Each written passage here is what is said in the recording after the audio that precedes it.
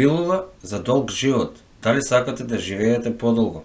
Пилулата за долг живот е веќе реалност. Може ли пилулата навистина да ви помогне да живеете подолго? Нови лекови кои би можеле да ни помогнат да живееме подолго. Таблетите против старење се реални. Може ли една таблета да ве одржи здрави? Дали може стварно да помогне во забавувањето на старењето? Да се обидеме да дознаеме и да објасниме како стојат работите. Откако постои човекот, тој се оптимизира себе си, но сега иновациите кои не прават подобри се претекнуваат себе си. Вештачка интелигенција, генетски инженеринг, биоинженеринг и многу други работи. Доаѓа ли безсмртноста? Како прво, максималниот животен век на човекот може да биде до 115 години. Некои луѓе веќе успеа да го надминат сегашниот максимален животен век. Живеат до 120 години.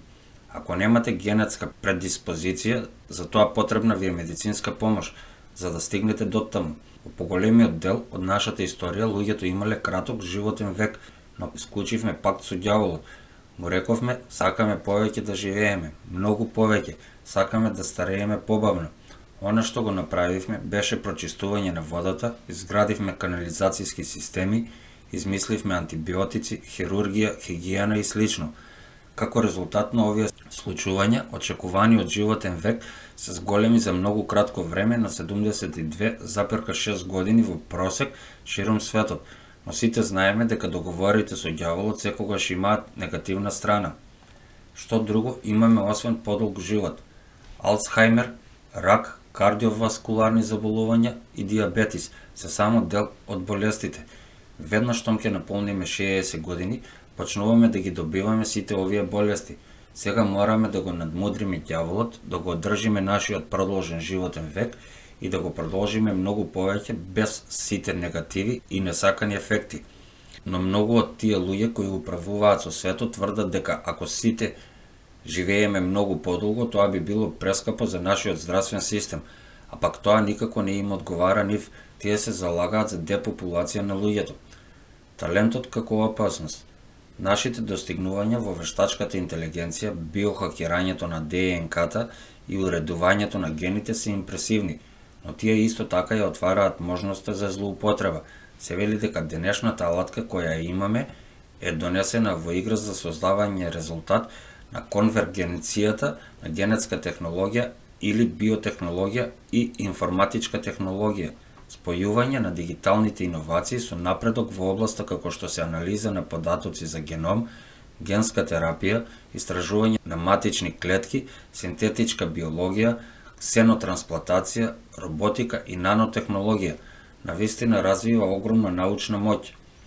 Во човечката медицина, конвергенцијата помеѓу вештачката интелигенција и медицинската генетика во контекст така наречената прецизна медицина, несомнено ќе донесе значени достигнувања во корист на пациентите. Сонот за бесмртност се провлекува низ целата историја на човештвото, упат во религиозните, философските, трансхуманистичките концепти на вечноста. Ние луѓето сме смртни и свесни сме за нашата смртност. Повеќето се плашат од смртта и се плашат од смрт. За нас смртта останува непозната земја пред која престанува нашето знаење. Сепак целта на бесмртноста се уште поставува бројни мистерии за науката. Ветувачки пристап лежи во подмладувањето на клетките. Зошто технолошките гуроа како Джеф Безос, газдата на Амазон, Питер Тиел, газдата на PayPal, сега Палантир, Джек Дорси, поранешен газда на Твитер, Илон Маск, сега газда и на Твитер, Убер и Тесла. Сите тие направија незамисливо богатство со платформи и апликации. Голем дел од овие пари повеќето не се влеваат во компјутерска технологија, туку во стартап компании кои би требало да го продолжат животот со биотехнологија, што значи ова за нашиот иден живот. Лек кој ви го продолжува животот, го забавува старењето и го спречува пустошот на староста, вклучувајќи ја изнемоштеноста и болестите. Звучи премногу добро за да биде вистинито, а сепак зголемената тежина на докази сугерира не само дека овие лекови се надофат, туку дека може веќе се тука, за некои поединци во светот. Имањето пилула што може да направи да живеете подолго, одамна е нешто како мит или хипотетика што се појавува на телевизија и во филмовите. Но има ново истражување кое покажува дека ова повеќе не е само популарна фикција, туку е реалност. Не можеме да живееме вечно, но можеме да живееме долго и можеме да живееме подобро, но тоа не ги спречи новите гранки на медицината да се обидат да го подобрат и дополнително да го продолжат нашиот животен век.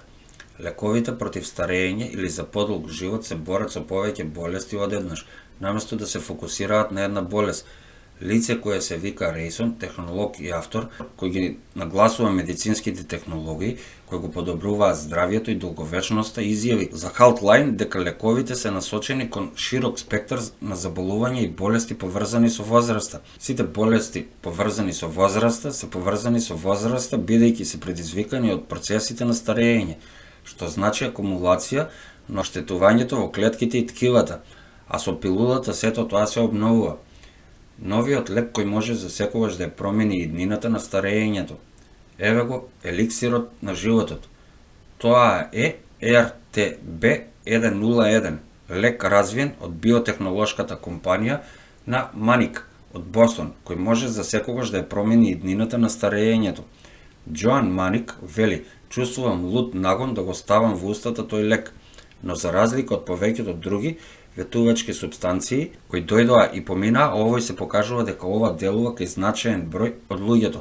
Во студиите на повеќе од 900 луѓе од Маник и незиниот тим, RTB101 и лековите како него го зајакнаа старењето на имунолошкиот систем, го намалија ризикот од респираторни заболувања и го намалија ризикот од инфекции. Во ненадејно жешкиот свет на науката, што старе, RTB101 е славна личност од прва класа. Тој е најголемата звезда во сегашната потрага по лек кој го продолжува здравиот животен век, потрага потпомогната од малку познатата програма за тестирање на интервенции ИТП на Националниот институт за здравје, финансиран од даночните обврзници. ИТП тивко експериментира со соединенија за кои се смета дека ја продолжуваат долговечноста, проверено во 3 големи лаборатории низ целата земја. Една од најдобро чуваните тајни во истражувањето за старење. ИТП од 4,7 милиони долари годишно исто така разоткри некои големи лудости против старење, вклучувајќи зелен чај, куркумин и расфератол. Но RTB101 покажа реално ветување како и другите слични лекови. Невиден број соединенија кои пркосат на возраста од лабораториите низ Америка.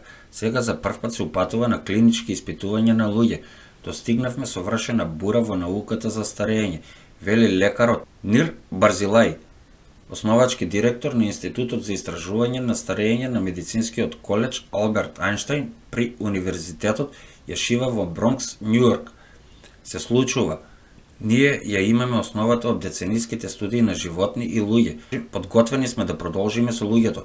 Крајната цел е да се стави кочница на самото старење, спречувањето на надпреварувањето на хронични здравствени проблеми, деменција и изнемоштеност што ги загрижува повеќето од нас сега или подоцна во животот.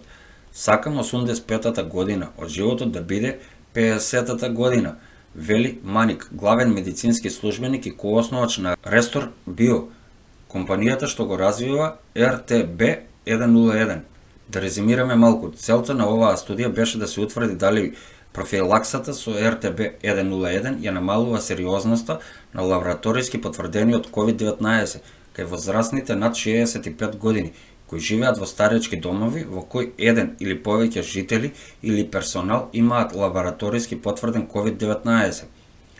Описот е ваков: RTB101 е плацебо контролирана студија за да се утврди дали профилаксата со RTB101 во споредба со плацебо ја намалува сериозноста на лабораториски потврдениот случај и кај COVID-19, кај возрастни на возраст од 65 години, кои живеат во дом за стари лица во кој еден или повеќе жители или вработени имаат во лабораторијата потврден COVID-19. Ова испитување се споредува во продолжение на испитувањето од фаза 3, по кое повторно беа забележани трендови кон намалување на сериозноста на лабораториски потврдени RTI, вклучително и RTI на коронавирусот. Затоа RTB101 е имунотерапија која може да ги спречи или подобри вирусите. RTI вклучително и на COVID-19 и кај постарите возрастни лица. Еве уште два лека против старење, кварцетинот и сенолотик. А исто така охрабрувачки е и фактот што веќе е познато дека овие лекови се безбедни за човечка употреба. Кварцетинот, кој е растителен пигмент кој се наоѓа во многу овошје и зеленчук, се продава како додаток во исхраната, додека дасатинип е одобрен како лек за рак на крвта. Понатамошните студии на животни покажаа дека сенолитичките лекови можат да одложат, испречат или олеснат повеќе од 40 болести, вклучувајќи рак и разни нарушувања на срцето, црниот дроб, бубрезите, белите дробови, очите и мозокот. Прелиминарните студии кај луѓето покажа дека тие го намалуваат бројот на старечки клетки, го спречуваат воспалението и облажуваат слабоста, а сега се во тек десетици клинички испитувања за да се процени нивното влијание врз различни состојби вклучувајќи дијабетис, артритис и Алцхајмерова болест. Сите овие испитувања ќе дадат витални информации, но ако сенолитик или кој било друг лек се користи како вистинска терапија против старење, ќе треба да се собере во човечкиот еквивалент покрај тестирањето на овие лекови кај луѓето кои имаат болест, како што се случува во тековните клинички испитувања, тие исто така треба ригорозно да се тестираат и кај здрави луѓе кои природно стареат. Доколку сакате видео на ваква тема или било која друга тема, слободно пишете во коментар.